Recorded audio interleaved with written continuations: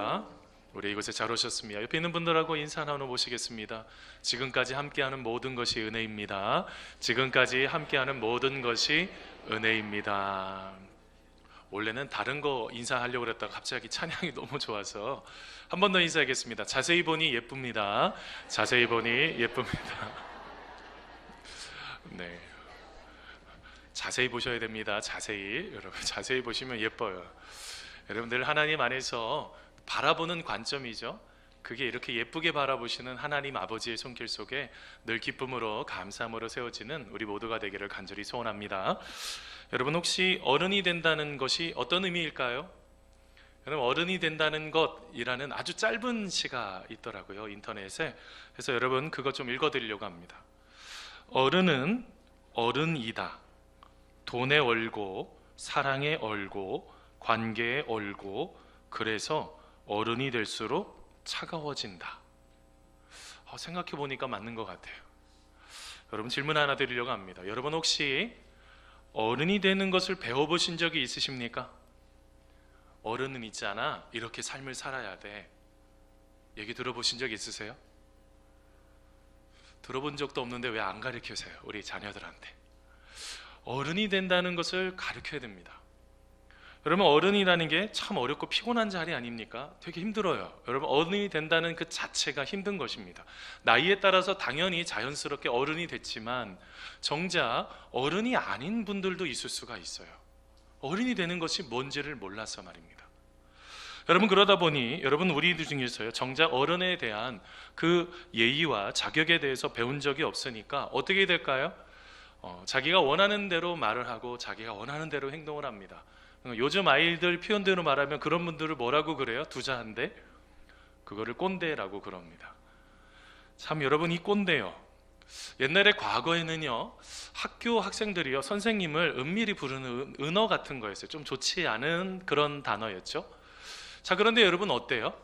요즘요 여러분 그 꼰대들이 점점점 많아지고 있는데 이게 큰일 났어요. 말하기도 참 쉽지가 않은 시대가 됐습니다.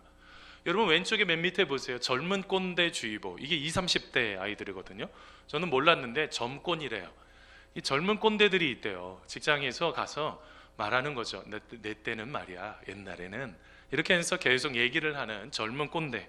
근데 여러분 거의 상당수의 꼰대는요 40대 이상, 5, 60대 되시는 분들이 바로 거의 꼰대라고 합니다. 여러분 왜 이렇게 됐을까요? 여러분 기성세대가요 지금의 젊은 세대들을 제대로 이해하지 못하고 인정하지 않아서 그래요. 여러분 왜 헬조선이라는 얘기 들어보셨죠? 헬조선이요. 거의 모든 젊은이들이 헬조선이라고 말해요. 왜 그럴까요? 어르신 쓰는 세대가, 기성세대가 젊은 세대를 제대로 파악하지 못하고 이야기를 하고 있는 거예요. 여러분 우리 지금 계시는 우리 상당수의 어르신들은 그래도 힘들고 어려운 시대를 다 견뎌왔죠. 그 시간들을 다 풀어왔습니다. 그런데 그래도 여건이 좋았단 말입니다. 제가 얼마 전에 신문 보니까요 스카이 출신들, 그러니까 서울에 있는 명문대학 나온 친구들이 30군데의 면접을 이력서를 다 넣었는데 다 떨어졌다는 거예요. 아니 그런 명문학교도 이렇게 되는데 요즘 젊은 친구들이 취업을 할 데가 없어요. 그렇게 또 말하시는 분이 있어요. 아니 일할 때가 얼마나 많은데 그거 좀만 힘써서 하면 그거 그렇지가 않죠. 간단한 말이 아닙니다. 여러분 이게 서로의 이렇게 생각들이 부딪히고 갈등이 일어나다 보니 젊은 친구들이요 어르신들을 향해서 틀딱충이라고 그래요. 제가 깜짝 놀랐어요. 틀니가 딱딱딱 거리잖아요. 왜 그렇게 말하냐는 거예요. 또 하나 더 봤어요. 그게 뭐냐면 노스라치. 이게 늙을 노자에 그 다음에 벼슬아치가 합쳐진 거예요. 뭐 나이 든 게 벼슬이냐. 젊은 애들이 이렇게 말해요. 너무 충격이 되었어요. 여러분 나일리지라는 단어도 마찬가지죠. 여러분 이 나일리지가 뭐예요? 마일리지가 뭡니까? 무엇인가를 사면 마이크 쌓여서 그 포인트가 자꾸 쌓여서 무엇을 살 수 있고 할 수 있잖아요. 근데 나이 들은 그런 모든 것들로 문제를 풀러가려고 하니 젊은 친구들이 힘들다는 거예요. 아마 그런 분들은 이렇게 말할 것입니다. 아마 육하 원칙에 따라서 이렇게 말씀하실 거예요. 후, 내가 누군 줄 알아? What? 내가 뭘 한다고 그래? Where? 어딜 감히? When? 내 때는 말이야. How? 어떻게 그걸 나한테? Why? 내가 그걸 왜 해? 라고 말할지 모르겠습니다. 아마 이렇게 말하고 있는 모든 분들을 거의 다 꼰대라고 젊은 친구들은 지칭을 해버린다는 거예요. 여러분, 이게 또 직장 문화도 마찬가지죠. 직장에도 아주 심각합니다. 직장에는요, 아까 보셨지만 90% 이상이 여러분 거의 이런 꼰대 문화에 이런 경험을 하고 있다는 것입니다. 여러분, 그 중에서요, 답정 너요. 답은 정해졌어. 그냥 너는 알아서 해. 그냥 더 이상 생각도 하지도 마. 이거죠. 그뿐만일까요? 퇴근하고 뭐해? 갑자기 이제 회식 잡는 거요? 이것도 하지 말라는 거예요. 요즘 아이들 너무 바쁩니다. 이것저것 해야 될 것도 많고요. 그뿐만일까요? 무조건 복종하길 원하는 상명하복 꼰대. 내가 해봐서 아는데 라고 하면서 모든 것을 다 알고 있는 것처럼 말하는 전지전능한 꼰대가 있대요. 얼마나 알고 계시는지는 잘 모르겠어요. 그뿐만일까요? 무배려, 무매너 스타일, 분노 조절 장애, 다짜고짜 반말하는 바로 이렇게 매너가 없는 그런 어르신들을 보면서 지금의 친구들이요, 누구를 잃어버렸다는 겁니까? 그들의 삶 속에 존경받고 인정받는 어르신들이 사라져버렸다고 젊은 친구들은 말한다는 거예요. 이상하죠? 어른들의 입장에서는 젊은 친구들이 마음에 안 드는데 젊은 친구들도 어른들이 마음에 안 드는 거예요. 문제가 뭘까요? 한번 따라서 해보세요. 소통이 부족하기 때문입니다. 여러분, 소통이 뭡니까? 여러분, 소통 잘 보세요. 제가 소통이라고 인터넷에 쳤더니 위에 있는 사진이 먼저 나오더라고요. 서로 간에 얘기를 하는 거예요. 저거는 조금 소통이 조금 아닌 것 같아요. 내가 하고 싶은 말만 쭉 하는 거니까. 근데 그 밑에요, 누군가 말을 하면 들어주는 거예요. 그 이야기를 들어봐야죠. 내가 가지고 있는 생각만 잔뜩 얘기하는 걸 소통이라고 그러지 않습니다. 소통이 뭡니까? 트여져야죠. 여지가 있어야 됩니다. 무엇인가를 인정할 수 있는, 타인을 하나님의 형상이구나, 나하고 생각이 좀 달라서 그렇지, 하나님의 형상이었구나, 이것을 여러분 열어놓을 수 있는 그 관점을 점점점 지금의 시대가 잃어버리고 있다는, 불통의 시대가 돼버렸다는 것입니다. 여러분, 이렇게 불통이 되면 문제가 뭡니까? 시대 변화를 읽지를 못해요. 같이 죽자는 겁니다. 또 그뿐만일까요? 여러분, 타인의 상황을 전혀 고려하진 않아요. 상대방이 아프며 공감해줘야지 되거든요. 그가 얼마나 아픈지 저도 되게 모르겠어요. 저도 아마 우리 교육자들 보기에는 제가 아마 꼰대일 수도 있고 잘 이해하지도 못하는 그런 사람일 수도 있어요. 제가 늘 회개하고 있습니다, 하나님 앞에. 여러분, 뭘 말하고 있는 거예요? 지금의 시대에 소통이라는 것들이 필요하다는 것입니다. 여러분, 이 소통이요, 우리의 삶을 살아가는, 특별히 그리스도인들에게 가장 많이 필요한 게 바로 이 소통이라는 것입니다.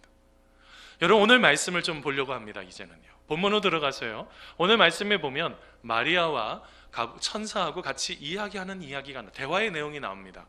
오늘 말씀 속에 마리아가 어떻게 감정의 변화가 계속 일어나고 있는데, 마리아의 감정적인 변화가 어떻게 일어나는지 한번 다뤄보겠습니다. 먼저 누가복음 1장 30절 31절입니다. 여러분 말씀 같이 한번 읽어보겠습니다. 누가복음 1장 28절에서 29절 먼저 읽어볼까요? 방송실 말씀 본문 주세요. 28절 29절입니다. 같이 읽겠습니다. 그때 그에게, 같이 읽습니다. 시작. 그에게 들어가 이르되 은혜를 받은 자여 평안할지어다. 주께서 너와 함께 하시도다 하니 처녀가 그 말을 듣고 놀라 이런 인사가 어찌민가 생각하매. 아멘. 여러분, 오늘 말씀에요, 마리아가요 누구를 만난 것입니까? 천사를 만났어요. 자, 예를 하나 들어보겠습니다. 여러분, 혼자서 기도하고 있었어요. 근데 갑자기 천사가 나타났어요. 누구야? 잘 지냈니? 자, 어떤 느낌이 들까요? 오늘 말씀을 그런 관점으로 보셔야지 됩니다. 이거를 남의 이야기처럼 들으시면 안 돼요. 갑자기 천사가 와서 말하는 게 뭡니까? 은혜를 받은 자여 샬롬, 평안할지어다 라고 말하는 거예요. 그럼 얼마나 놀랐을까요? 저는요, 두려웠을 것 같아요. 이 말씀을 딱 듣는데, 와, 천사가 나한테 얘기를 했으면 상당히 두려웠을 것 같아요. 여러분, 왜 그럴까요? 지금 마리아가 있었던 이 시대는 하나님의 말씀이 끊겼던 시대예요. 말라기 이후에 하나님의 말씀이 완전히 사라져 버렸어요. 하나님이 이상으로, 꿈으로, 어떤 것으로도 말씀하지 않는 시대가 바로 이 시대였던 것입니다. 그런데 누가 왔어요? 천사가 찾아와서 마리아에게 말을 하는 것입니다. 은혜 받은 자여 평안할지어다. 얼마나 두려웠을까요? 근데 여러분, 그 문안에 대해서 오늘 말씀해 보니까 생각하거늘 생각함에 이렇게 표현합니다. 여러분, 여기에서 생각한다는 게 어떤 뜻이냐면 한번 따라서 해보세요. 생각은 묵상입니다. 여러분, 오늘 말씀은요 그냥 생각한 거 아니에요. 아주 깊이 모든 것들을 생각하면서 묵상한 것입니다. 아니, 천사가 나에게 왜 이런 말을 할까? 천사가 지금 나에게 왜 나타났을까? 왜 이런 말을 하고 있지? 라고 깊이 묵상을 했다는 거예요. 여러분 알고 계세요? 하나님의 은혜는요 하나님의 말씀을 가볍게 다루지 않는 사람에게 임합니다. 말씀을 깊이 생각하는 사람에게 하나님의 은혜가 있는 거예요. 자, 그런데 그러고 나서 또 굉장한 말을 했어요. 은혜 받은 자 하면서 내가 은혜를 받았다고 하시면서 하시는 이야기가 뭡니까? 여러분, 오늘 말씀 30절 31절 말씀입니다. 같이 한번 읽어보겠습니다. 천사가 이르되, 같이 읽습니다. 시작. 천사가 이르되 마리아여 무서워하지 말라. 내가 하나님께 은혜를 입었느니라. 보라, 내가 잉태하여 아들을 낳으리니 그 이름을 예수라 하라. 아멘. 여러분, 은혜를 받았다고 하시더니 뭐라고 그래요? 은혜를 받았다고 하면서 뭐 해요? 31절에 보니까 내가 잉태하여 아들을 낳을 것이다. 여러분, 이 당시에 약혼한 처녀들 나이가 12살에서 14살, 많아요 15살입니다. 초등학생 정도 된다고요? 근데 여러분, 그 마리아에게 지금 뭐라고 말합니까? 내가 잉태하여 아들을 낳을 것이다. 이거는 여러분 공포스러운 말입니다. 뭘 알겠어요? 그 아이가요. 그 어린아이가 얼마나 여러분 두려움을 넘어서서 이건 공포스러운 이야기입니다. 그런데 굉장한 것이 있습니다. 여러분, 말씀 쭉 읽다가 보니까 마리아가 천사에게 말하죠.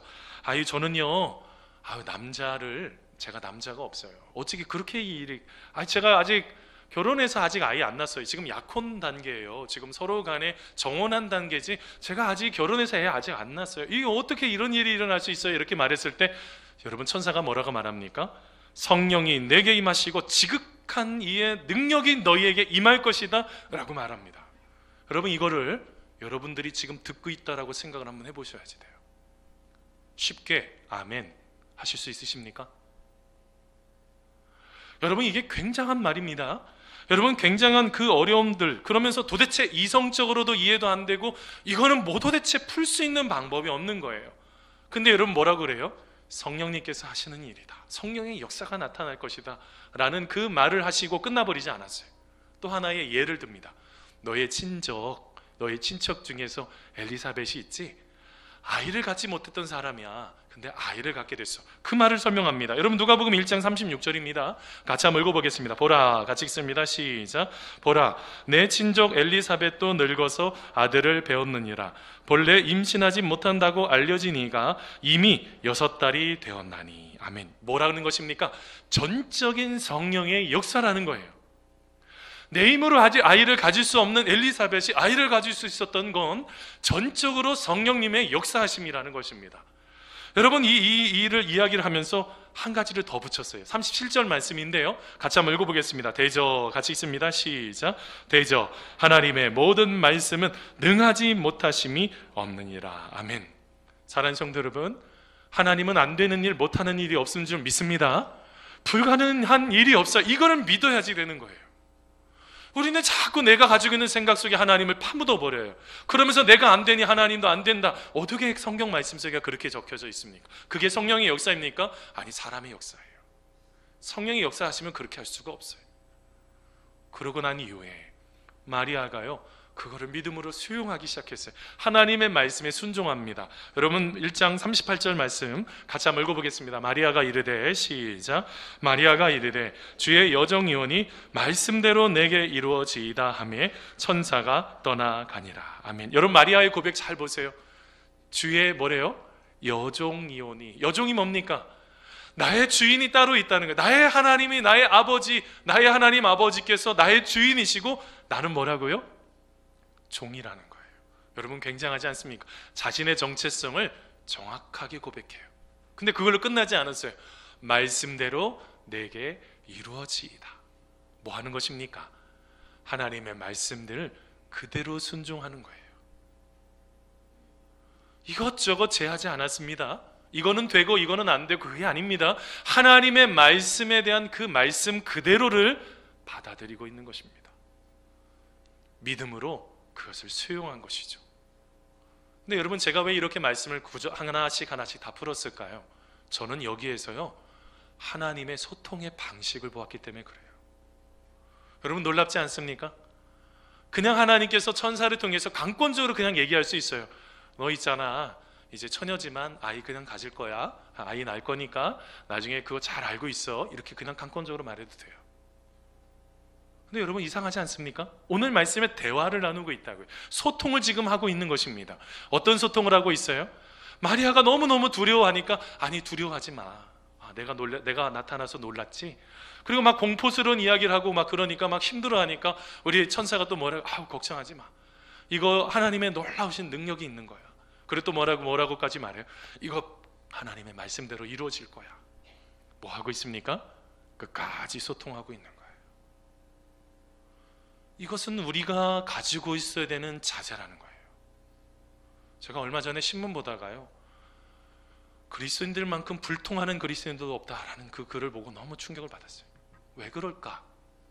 우리 하나님 아버지는 이렇게 소통의 달인이신데 많은 사람들과 이렇게 소통을 하시면서 끊임없이 그들을 격려하고 그들을 위로하고 하나님의 백성으로 세워가시는 이런 소통의 달인이신데, 우리는 예수님을 닮아간다고 하는데 왜 이렇게 그들을 소통하지 못하고 공감하지 못할까? 여러분, 제가요, 얼마 전에 한 세미나를 갔어요. 그 선교적 교회로 살아가는 교회들 6교회들을 실제적으로 살아가고 있는 교회들을 제가 보고 싶어서 그 세미나를 갔다가 한 교회를 봤어요. 그 교회가 어떤 교회냐면, 위기의 청소년들 있죠. 위기의 청소년들을 해가지고 아주 지금 너무너무 참 아름답게 잘 사역을 감당하고 있더라고요. 지금요, 그걸 보니까요, 거기 교회가 이제 나중에 이제 서울시하고 협약이 돼서 막 한 300~400명 되는 아이들이 막 예배하고 막 이렇게 하는 그런 장소까지 이제 만들어 주려고 막 하고 있어요. 근데 제가 그 얘기를 듣다가 세미나 중에, 와, 청소년 아이들이 교회에 나오는 게 기적이구나, 이거를 처음 깨달았어요. 여러분 알고 계십니까? 지금 학교 현장이 얼마나 많이 무너졌는지. 아이들이 있는 학교 현장이 완전히 무너져 버렸어요. 제가 딸들하고 얘기하다 보니까요, 아빠, 그냥 이렇게 학교 와서 잠만 자다가 주무시다가 가시는 애들이 여럿이 있어요. 그냥 뭐 수업도 안 해요. 그냥 왔다 그냥 가요. 저희 딸아이는 처음부터 끝까지 눈 동그랗게 뜨고 듣고 있거든. 그렇게 어릴 때부터 가르쳤어. 근데 여러분, 수업을 하지 않는 아이들이 너무 많대요. 여러분, 그뿐만일까요? 아이들의 심리 상태가 상당히 불안합니다. 제가 2년 전에요, 여러분, 생명보험사회공헌재단이라는 그곳에서 여러분 한 캠페인을 했어요. 자살하지 말라고 하는 그런 캠페인을 했어요. 그 캠페인이 뭐냐면, 다 들어줄게 라는 그런 캠페인이에요. 너의 이야기를 다 들어줄게. 저렇게 개 입에다가 물려놓고 이렇게 해서 다 이야기를 어떤 이야기든지 다 들어주는 거예요. 어떤 이야기들을 다 들어주고 한 3개월 반 동안 모든 데이터가 축적이 되지 않았겠습니까? 그 데이터를 축적을 해보니까, 청소년들이 왜 이렇게 힘들어하느냐? 여러분, 1위가 뭔지 아십니까? 1위가요, 진로 적성 및 성적이라는 거예요. 내가 어디 가야 될지 모르겠대. 우리 여기 계시는 부모님들 다 경험하시지 않았습니까? 내가 뭘 해야 될지. 성적이요, 열심히 공부하는데 부모님들 그 비싼 돈 들여줘서 학원 가는데 열심히 공부하는데 성적이 안 올라. 이게 얼마나 고통스러운지 몰라. 제가 근데 그 목사님이 그런 얘기를 하는 거예요. 지금 하루에 1명 이상의 아이들이 자살한다는 거예요. 여러분, 얼마나 많은 아이들이 자살하는지 아십니까? 여러분, 그뿐만이 아니에요. 아이들이요, 대인관계가 너무 힘들대요. 그러니까 뭐가 일어나요? 왕따 문제가 일어나고 학교 폭력 문제가 일어나고요. 가정 문제도요, 그 다음에 가정 문제가 있고, 그 다음에 왜 내가 우울한지를 모르겠대요. 뚜렷한 우울감이 없이 모르는 아이들이 25%가 넘었습니다. 4명 중에 1명의 아이들은 내가 왜 우울한지를 모른다고. 그런데 우울해요, 아이들이요. 그리고 중증 아이들 있죠? 상담의 중증 아이들이 약 18% 되는 아이들이 이게 지금 자살, 자해, 그거를 곧 지금 죽음에 대해서 바로 코앞에 지금 앞에 높이 놓여져 있다는 거예요. 여러분, 왜 이런 문제가 생겼을까요? 바로 그 답을 소통이라는 데서 찾을 수가 있다는 거예요. 여러분, 한 신문사에서 발표된 한 내용을 제가 인용을 하려고 합니다. 여러분, 예를 들면 교회도요, 하나님의 사랑, 예를 들면 예수님의 놀라운 희생, 십자가 은혜를 계속 얘기하잖아요. 근데 그 아이들에게 이렇게 가르칩니다. 거의 아마 모르겠어요. 저도 그랬던 것 같은데, 야, 너희들 있잖아, 학교 가서 사고 치지 마라. 예수님 믿는 사람은 그러면 안 돼. 얌전하게 부모님 말씀 잘 듣고 공부 잘해야지. 욕하지 말고 술 담배 하는 그런 친구들 있잖아, 그런 애들하고 놀지 마. 무엇보다 명심할 건 있잖아, 성문제 휩쓸리면 안 돼. 특별히 여학생, 너희들 조심해. 한 번 너 끝난다 이렇게 하면 완전히 끝난다. 그러면서 뭐라 그래요? 여하튼 순결한 주님의 자녀가 꼭 되어야 돼. 아멘? 믿지? 우리들이 그러고 있는지도 모르겠어요. 지금 우리 아들, 딸의 지금 고통이 어떤 고통이 있는지 아십니까? 왜? 이 아이들이요, 너무 고통스럽다는 거예요. 왜 고통하고 있을까요? 엄마 아빠가 소통을 하지 않는 거예요. 선생님들도 소통을 하지 않는 것입니다. 내 얘기를 좀 들어달라는 거예요. 엄마, 아빠, 내가 얼마나 힘든 거 알고 계셔? 엄마 아빠 세대하고 지금 달라. 지금 시대가 너무 달라졌어. 저도 잘 몰랐어요.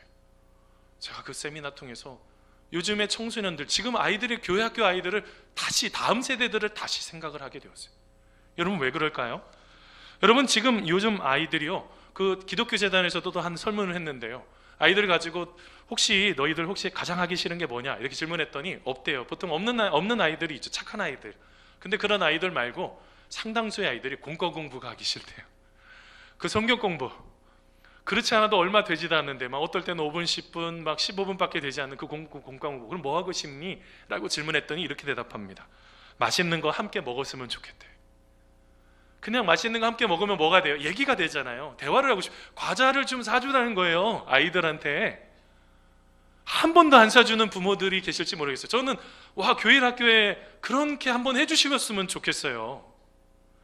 그 아이들이 또 이런 말합니다. 밖에 나가서 놀았으면 좋겠어요. 외부 활동을 좀 많이 했으면 좋겠다는 거예요. 제가 고민이 많이 되고 있어요. 아이들을 어떻게 해야 될지. 그뿐만이 아닙니다. 교회 안에서 좀 노는 프로그램도 좀 있었으면 좋겠고요. 교회에 좀 재미있는 어떤 방과 후 교실 같은 것도 있었으면 좋겠고, 이런 얘기들 다, 이게 다 공동체가, 이 지금 답이 뭘까요? 소통했으면 좋겠다는 거예요. 제가 이걸 보면서 여러 가지 생각을 했습니다. 왜 여러분, 그런데 소통하고 싶은데 잘 안 돼요? 우선 내부적인 요인이 있죠. 그 중에 하나가 뭐냐면 불안한 감정 상태. 여러분 아마 여기 자녀 키우면서요, 자녀들이 화딱지나게 화가 나게 만들었습니다. 그러면 아이들하고 어떻게 대화를 하셔야 되겠죠? 바로 얘기하시면 안 돼요. 내 감정도 컨트롤이 안 되는데 아이들의 감정을 컨트롤하겠다고요? 조금 기다려 주셔야지 됩니다. 여러분, 지적인 수준에 대한 차이도 있고요. 아이들하고 당연히 지적인 수준의 차이가 있죠. 편견과 선입견이요. 아이들이 옛날에 그랬으니까 계속 그럴까요? 또 하나가 있습니다. 심리적인 거리감. 그리고 그냥 얘기만 하면 그냥 바로 평가를 해버리는 거예요. 신뢰를 잃어버리게 됩니다.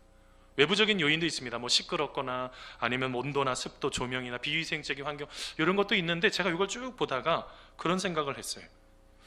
진짜로 그런 여건이 조금 안 좋으면 진짜로 소통하려고 하고 있나? 마음은, 부모님의 마음은. 지금 내 옆에서 딸이 어려워하고 힘들어하는 이야기를 듣고 계시는 건가에 대한 질문을 했습니다. 제가 왜 그랬냐면, 제가 지난주 금요일 날 제가 이제 모임 다 마치고 나서, 저희 딸이 원래는 이제 서울에서 이렇게 있으니까 이제 이번 주에 안 온다고 그랬는데 학교에서 의무시 퇴실로 해라 그래서 오게 됐습니다. 갑자기 얘가. 그래가지고 얘하고 둘이서 밥을 먹게 됐습니다. 그래서 아주 여기 근처에 있는 닭갈비 집에, 아주 얘가 그걸 먹고 싶다 그래서 닭갈비 집에 가서 닭갈비를 먹는데, 세상에 말을 얼마나 많이 하는지 저한테. 평상시에는 엄마하고만 얘기를 하거든요. 저는 조금 껴있다가 눈치 보고 슬슬 빠집니다. 저는 대화의 대상이 잘 안 돼서. 둘이 처음으로, 우리 둘째 딸하고 처음으로 밥을 먹어서 둘이 밥 먹으면서 얘기를 하는데, 얘가 이렇게 하면서 얼마나 얘기도 많이 하고, 나중에요, 제가 사랑받고 있다고 느꼈어요. 저는 우리 딸이 아빠하고 그래도 좀 아빠 하면서 이렇게 얘기는 했지만, 얘가 진심으로 나를 사랑하고 있구나, 이게 느껴지는 거예요. 뭐 하면서요? 얘기를 들으면서요. 여러분, 얼마나 우리 아이들을, 아니면 사랑하는 남편, 아이들, 그 아내를 얼마나 많이 공감해 주고 계십니까? 그럼 제가요, 한 영상을 봤어요. 지난 주간에요. 너무 충격이 돼서 얘기하려고 그래요. 그 아이가요, 그냥 집에 앉아서 컴퓨터 게임만 하는 거예요. 그러니까 엄마가 이제 얼마나 답답하겠어요. 근데 엄마는 이제 아들이 무서워서 어떻게 컨트롤이 안 돼요. 근데 이제 아빠가 이제 요 아이를 좀 잡아보려고 했는데 얘가 밥을 먹다가 그냥 상을 들어 엎어버려 버리는 거예요. 화딱지가 나니까. 근데 왜 그랬는지를 나중에 상담을 보고 알았어요. 여러분, 그 상담의 내용이 이런 것이었습니다. 어린 시절에 이 아들이요 조금 화가 나게 했겠죠. 근데 아빠가요 원치 않는 물건을 가지고 이 아이를 위협했어요. 죽을 줄 알아? 위협을 했던 게 그때는 내가 어리니까 무서워서 잘 몰랐다가 나중에 한 번만 더 그러면 내가 너를 죽일 거야 라는 그 아이가 그런 마음을 여기 가슴속에 갖고 있었던 거예요. 얼마나 응어리졌을까요? 그 분노가요. 근데 여러분, 이 아이가요 이걸 이제 풀어내야 되잖아요. 근데 끝내는 어떻게 상담하는 데까지 갔습니다. 상담을 하는데 이제 상담사가요 막 얘기도 들어주고 너 아픈 게 뭐가 있었니 했더니 그때서야 그때 아빠가 칼을 가지고 위협을 했을 때 너무 무서웠다는 거예요. 근데 나중에 자기도 힘이 되면 힘이 없으니까 내가 지금은 참지만 힘이 있으면 내가 어떻게 해야 되겠다. 이 아이가 그게 폭력성으로 완전한 무관심으로 나타나 버린 겁니다. 근데요 그거 풀어야 되잖아요. 그래서 이제 그 상담사가 제안한 게 있어요. 아빠가 바깥에 있었는데 제안하는 게, 여러분 혹시 참 게임 아십니까? 이렇게 참 해가지고 얼굴이 같이 따라오면 뿅망치 딱 맞는 거, 그게 이제 그 게임을 하는 거예요. 근데 첫 번째 아이가 참 했더니 아빠가 따라왔어. 근데 뿅망치를 저는 어느 정도 때리고 말 줄, 완전 풀 스매싱으로 미친 듯이 아빠의 머리를 때려버리는 거예요. 얼마나 이 가슴속에 응어리가 많이 졌습니다. 그러고 나서 이제 나중에 이렇게 하다가 이제 아빠가 이제 됐어요. 아빠가 얘를 때릴 수 있는 거예요. 아빠가 풀 스매싱으로 때렸을까요? 아니요. 아빠는 그냥 제가 보기에는 이렇게 요 정도로 좀 때렸어요. 그 다음에 또 한 번 이제 아들 차례가 돼서 아들이 딱 했더니 또 한 번, 이제는 때리는 강도가 더 심해졌을까요? 약해졌을까요? 조금 약해진 거예요. 그러고 나서 이 아이가 이제 더 이상 못하겠다고 하는 거예요. 그러더니 나중에 이 아이가 너 왜, 상담사가 물었으면 너 왜 그렇게 하지 않았니? 더 세게 때릴 수도 있잖아. 했더니 그 아이가 그렇게 아빠이기 때문에 안 되겠다. 얘가요 서서히 요 조그만 여지, 소통할 때 트임, 약간의 여지를 열어놓게 된 거예요. 여러분은 사랑하는 자녀들하고 얘기를 깊이 있게 얘기를 나눠보신 적 있으십니까? 얘네들이요 학교 생활이요 만만치 않습니다. 초등학교 때부터, 요즘이 이제 벌써 초등학교 때부터, 얼마 전에 또 유치원에서도 심각한 문제가 일어났죠. 여러분, 이 아이들이요 살기가 쉽지가 않아요. 그래서 여러분 이것을 풀어내야지 되는데 방식이 뭐냐는 거예요. 제가 얼마 전에요 신문을 보다가 다음 세대와 소통하기 위해서 미국에 있는 플러시안 학교에서, 그 다음에 플러 유스 인스티튜트라는 그런 기관에서요 좋은 제안을 하나 있어요. 제가 이거 보고 이렇게 해야 되겠다. 그게 뭐냐면, 여러분 보통 한 명의 선생님의 5명의 아이들을 양육을 합니다. 그런데 그렇게 하면 안 된다는 거예요. 한 명의 아이를 놓고 5명의 믿음의 성도들이 붙어서 기도해주고 영적으로 격려해줘야지 된다는 거예요. 제가 이것이 맞다라는 생각이 들었어요. 여러분, 지금 모든 것들을 풀어갈 때 가장 중요한 게 뭘까요? 여러분, 우리는 영적인 부모가 되어줘야지 되는 거예요.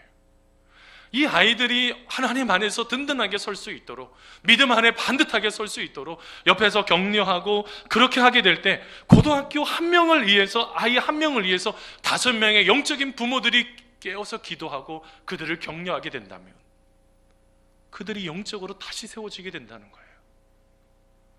사랑하는 성도 여러분, 이렇구나. 여러분 아시죠? 생텍쥐페리가 여러분 어린 왕자에서 이런 말을 했습니다. 내 비밀이란 이런 거야. 제대로 보려면 마음으로 봐야 해.